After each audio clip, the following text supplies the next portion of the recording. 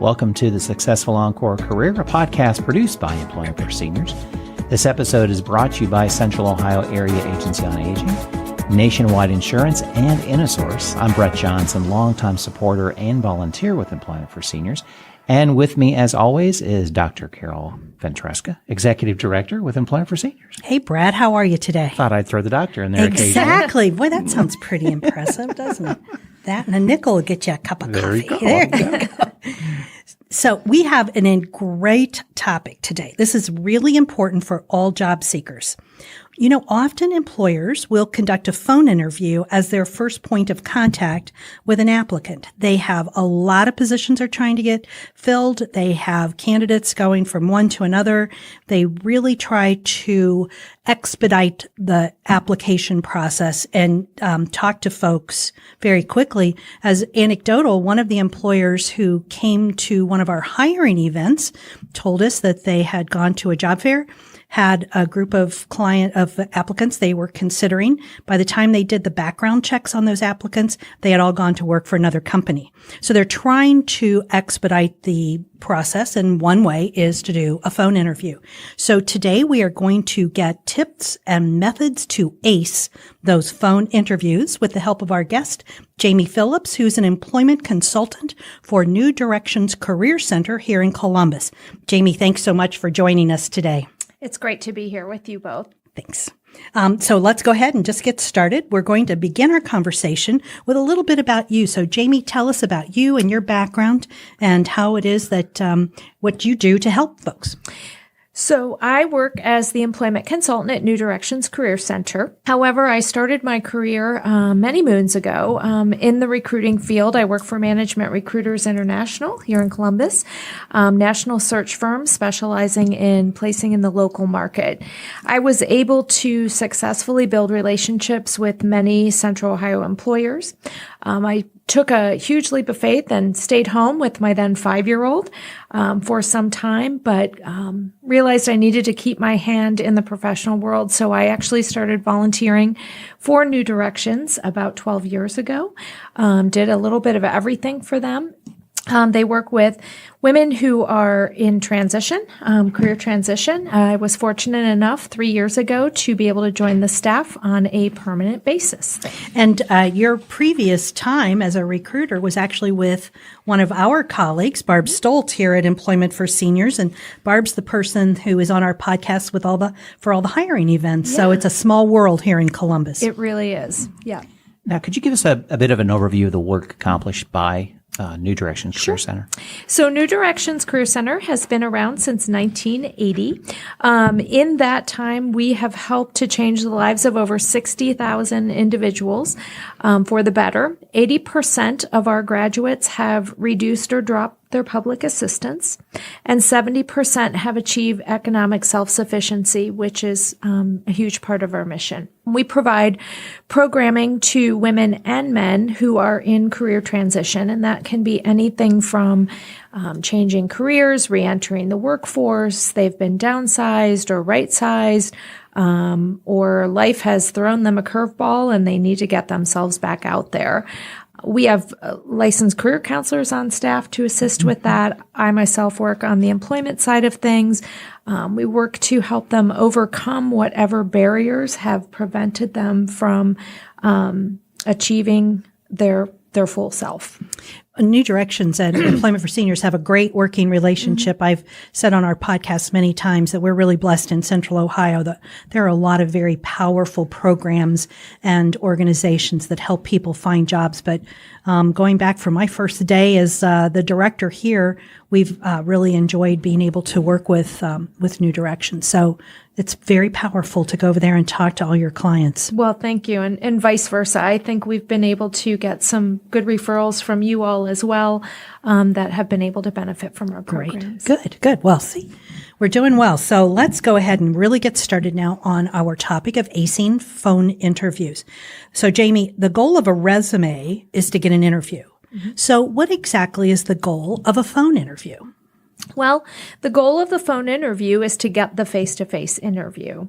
The employer's goal is to screen and make sure that people meet the minimum requirements in order to continue the process. I think one of the most important tips in thinking about phone interviews is that this is not miscellaneous interview. Mm-mm. This is an important first step interview. Mm-hmm. So someone shouldn't think less of it because it's on the phone. They should maybe think more of it because it really is a more difficult interviewing situation. Absolutely. Well, and that being said, job research, researching the company that you're going to talk to is still important even at this stage.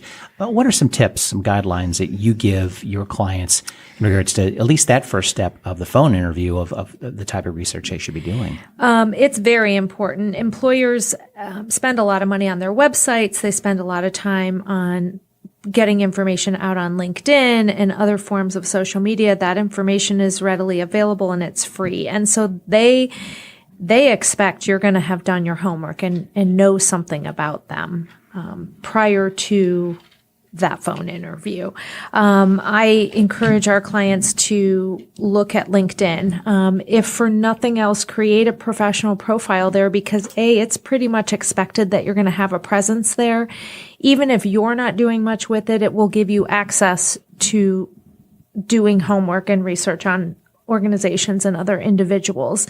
Obviously, know that company website inside and out, know what they do, who their competitors are, what the public is saying about them.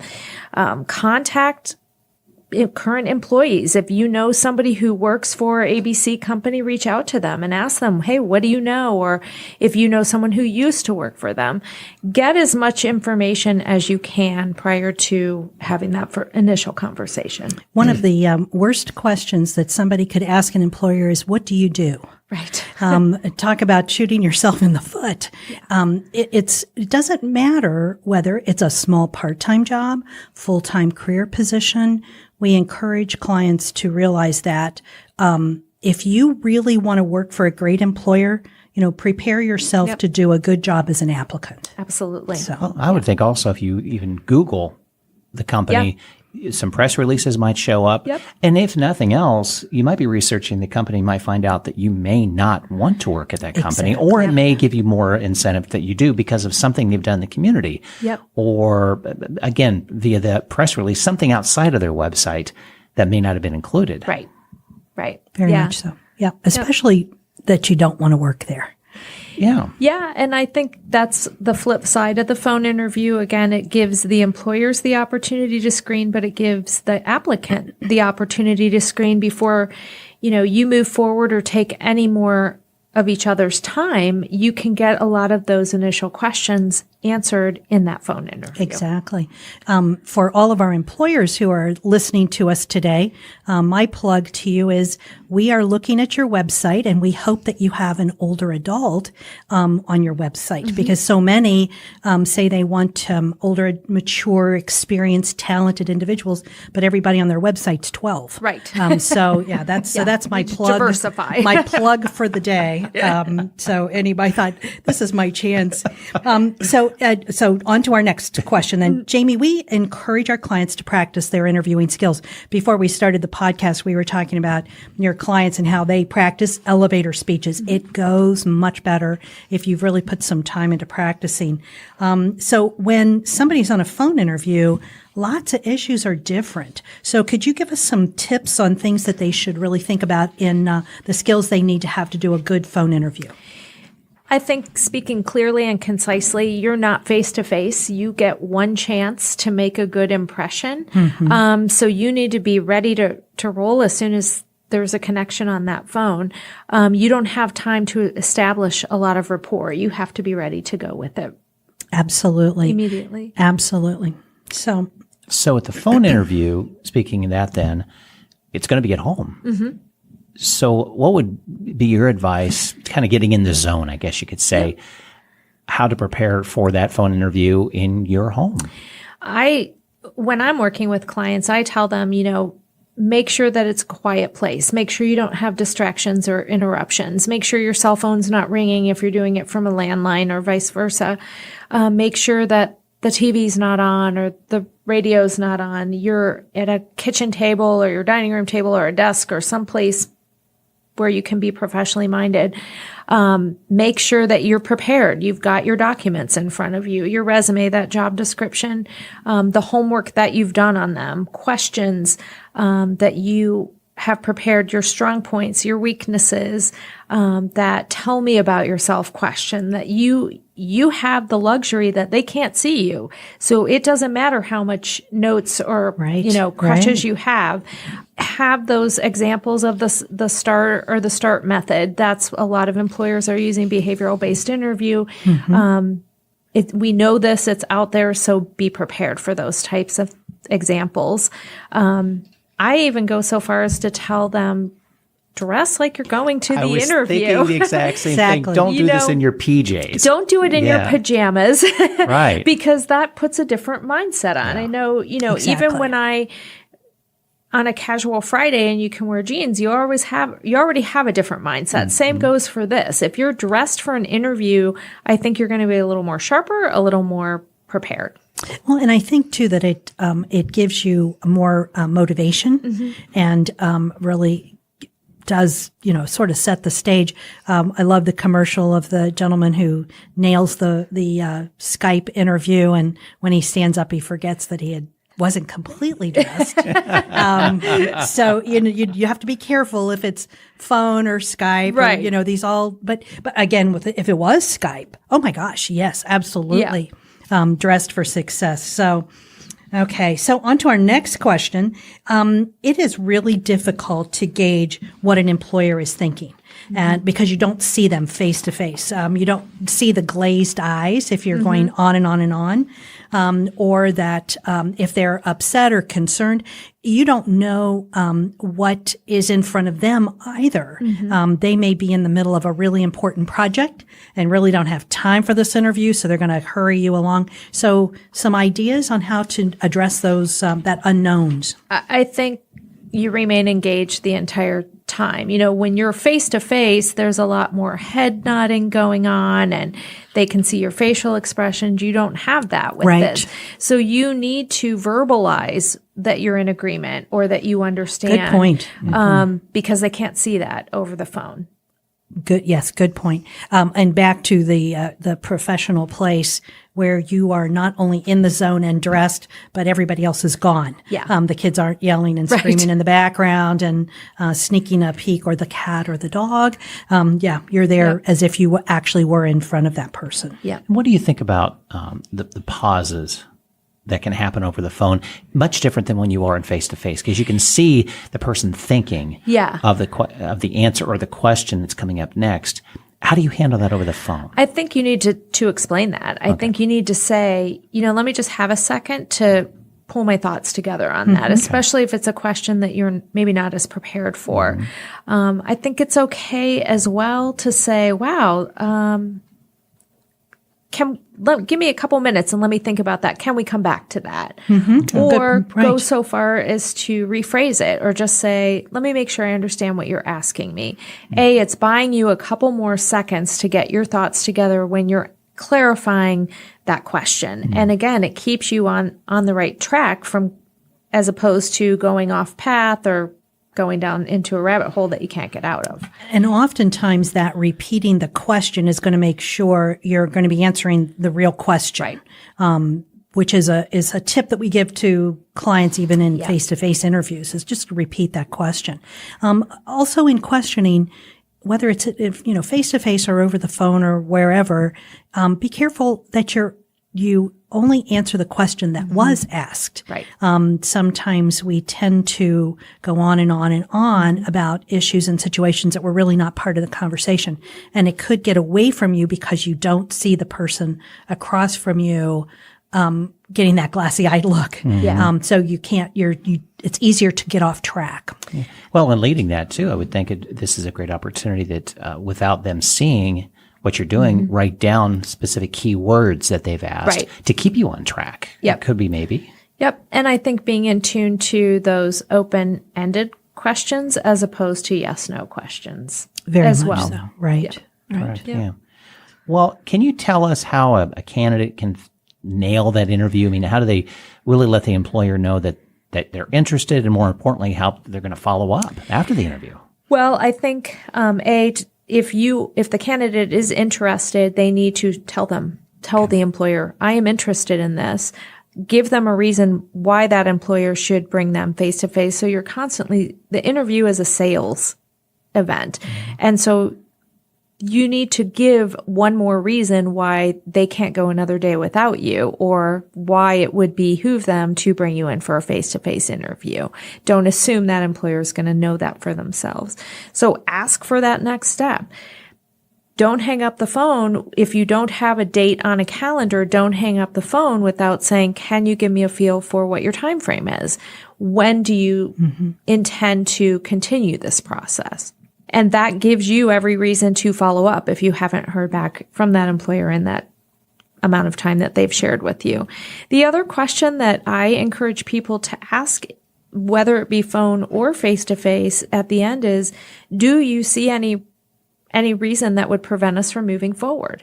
Ask them to throw out their objections or their red flags while you're on the phone with them or face-to-face with them, so that you have the opportunity right then and there to overcome that objection, versus hanging up the phone and letting that stew in the employer's mind and ruling the candidate out without further explanation. That's a great question. Yes. I love that question. That's a great idea. It's challenging. It can be challenging. A lot of people will often look at me and say, I can't ask them that question. And I'll say, but everyone else isn't asking them that question. Exactly. And if nothing else, you're leaving an impression on that employer. Right.